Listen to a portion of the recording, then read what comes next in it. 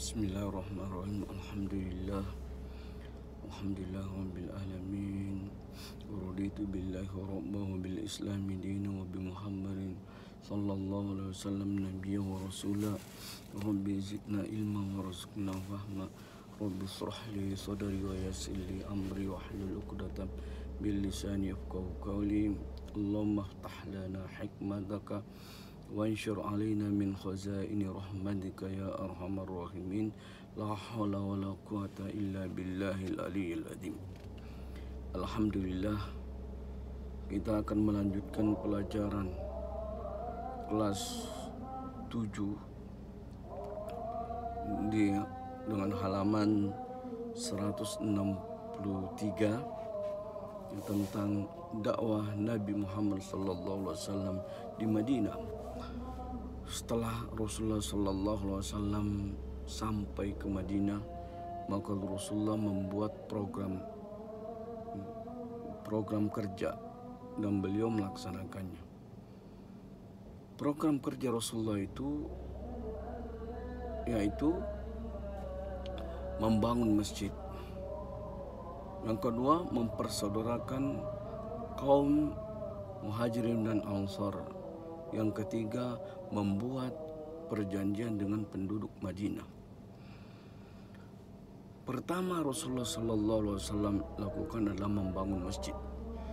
Rasulullah, kaum Muhajirin dan Ansar beserta umat Islam yang lain ikut andil dalam pembangunan masjid. Dan masjid bukan hanya dipergunakan untuk sholat, tetapi juga sebagai pusat kegiatan Rasulullah SAW ketika di Madinah. Dan masjid di zaman Rasulullah SAW itu berfungsi, yang pertama mempersatukan umat, yang kedua bermusyawarah tentang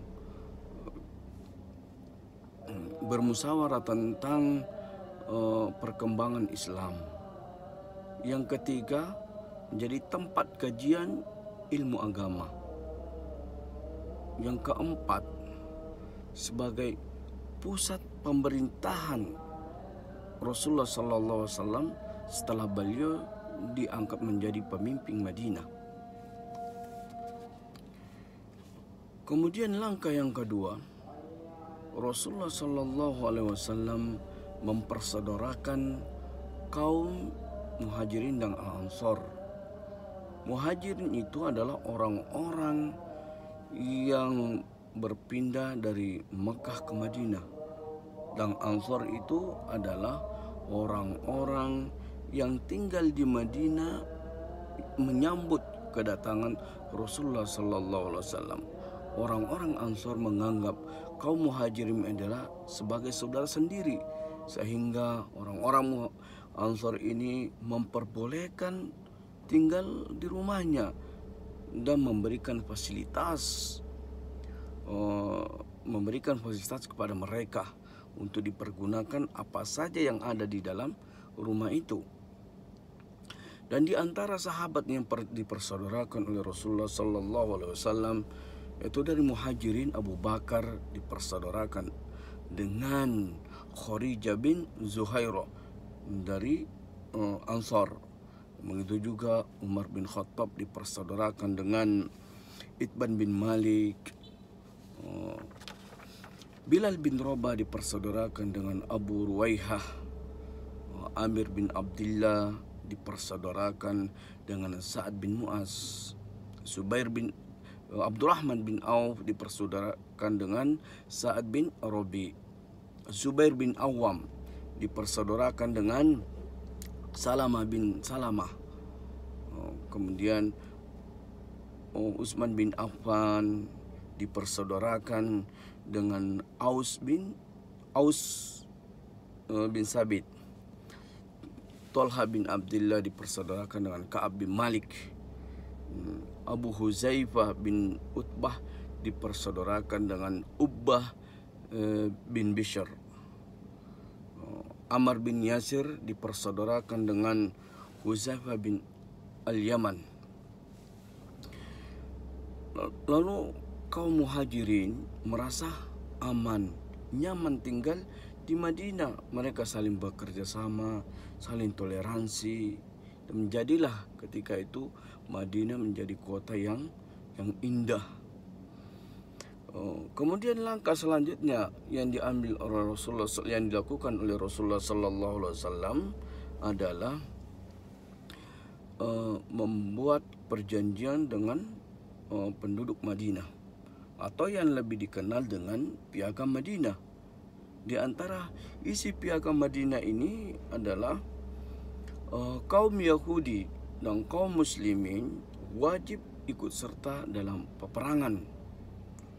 Kemudian kaum Yahudi dari Bani Auf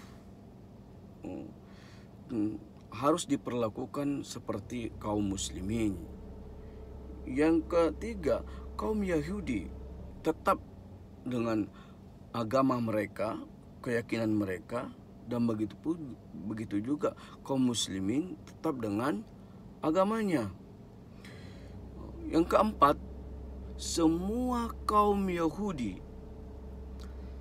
dari berbagai macam suku ataupun kabilah maka harus diperlakukan seperti kaum Yahudi dari Bani Auf.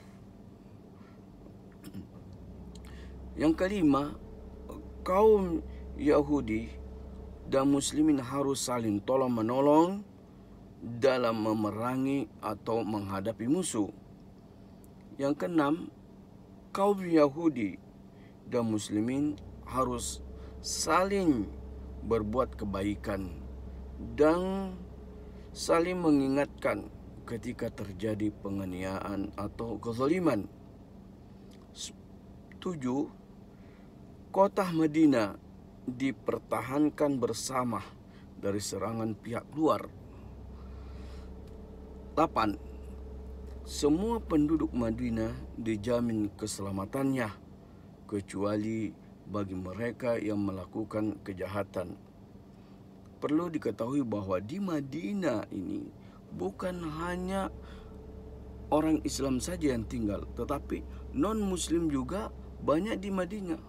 Maka harus diciptakan, harus dibuat sebuah perjanjian sehingga bisa menjadi antara kaum muslimin dengan non-muslim itu bisa hidup damai, tentram, dan senantiasa sejahtera.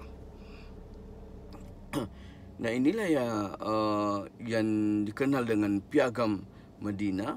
Oleh Ibnu Hisham disebut dasar undang-undang negara dan pemerintahan Islam yang pertama.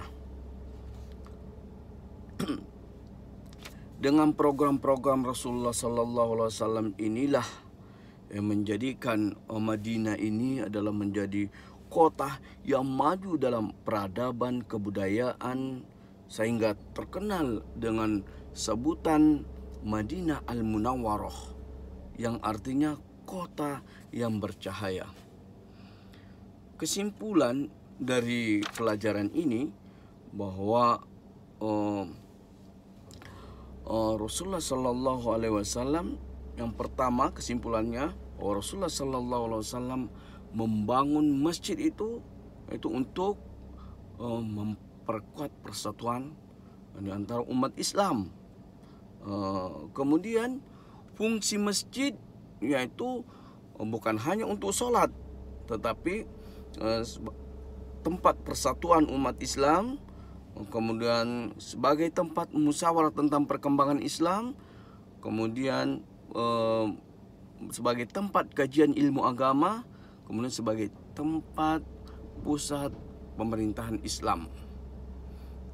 Lalu yang ketiga,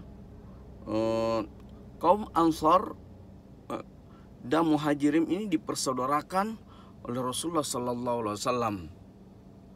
Maka perlu dihafal siapa saja sahabat yang dipersaudarakan.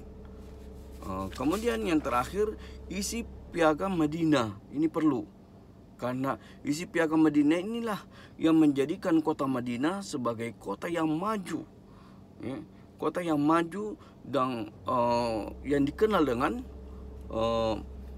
Madinah Al-Munawwarah, kota yang bercahaya. Hikmah yang bisa diambil dari sini bahwa masjid tidak hanya dipergunakan untuk sholat, tetapi juga dipergunakan sebagai pusat kegiatan keagamaan, sebagaimana yang dilakukan oleh Rasulullah. Yang kedua, Rasulullah SAW mengajarkan kita bahwa bagaimana kita supaya bisa mempersatukan umat ini, bukan menjadikan mereka untuk berpecah belah, sehingga umat Islam ini menjadi rapuh. Walaupun kita berbeda kelompok, walaupun kita berbeda bahkan berbeda kepercayaan, tetapi yang perlu sekali diutamakan adalah persatuan. Karena kesatuanlah yang menjadikan kita ini bisa menjadi tentram, bisa bekerja sama, bisa di sana ada toleransi. Kemudian yang ketiga, Rasulullah SAW mengajarkan kita untuk bisa bekerja sama kepada agama-agama yang lain, terutama dalam hal mempertahankan negara kita sendiri.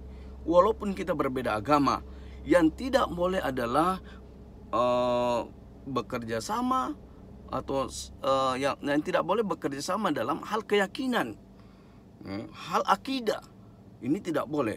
Tetapi yang lain itu dibolehkan, seperti bekerja sama dalam mempertahankan negara, ataupun membela negara dan lain sebagainya. Mungkin ini saja yang dapat saya sampaikan.